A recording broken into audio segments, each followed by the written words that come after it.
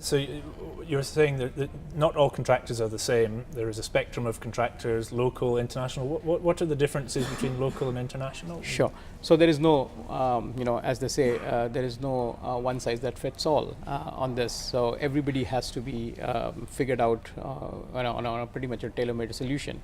But what an international contractor brings to the table, which a local contractor today doesn't have, but hopefully will get there, is the diversity of revenues, the fact that they are having a far more deeper balance sheet, probably much more capitalized. The construction, just pure contracting and construction probably being just one of their activities. There is a lot of concession driven revenues which is a part of the balance sheet, which gives you a sense that there is a long-term visibility of revenues coming in. It's not necessarily only on the back of order book. So international contractors, they have the advantage of a balance sheet that belongs to a global entity rather than just the local. Absolutely, and typically, these international contractors do have an ability to provide you that balance sheet recourse for projects which are undertaken there.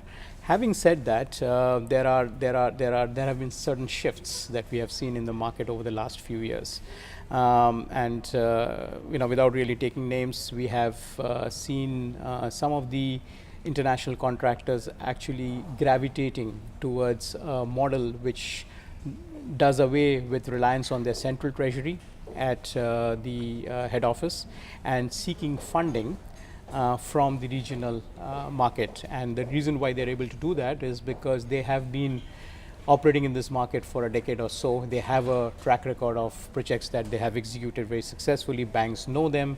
There is a relationship out there, and banks like us then do take that bold step of providing them funded facilities on a medium-term basis for on the back of certain projects that they are executing in this region. So from a lender's perspective, does that count as lending to a local entity, or is it still an international? Well, your borrower could be still a local entity, but you have a recourse to the global balance sheet. That's where it comes down to. And do you balance your risk profile between international and local? Each will have a different risk allocation, I presume.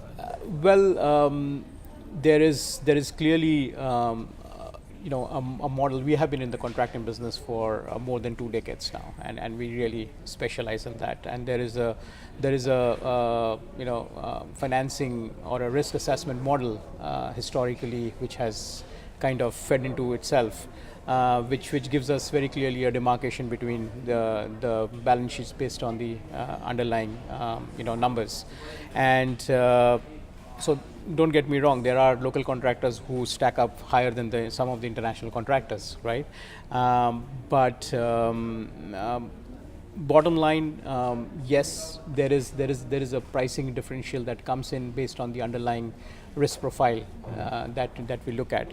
Having said that, it's not about that we would only go in for the international contractors. There are lots of local contractors out there who have really mastered certain areas, and we are more than happy to have almost equivalent lines open to them.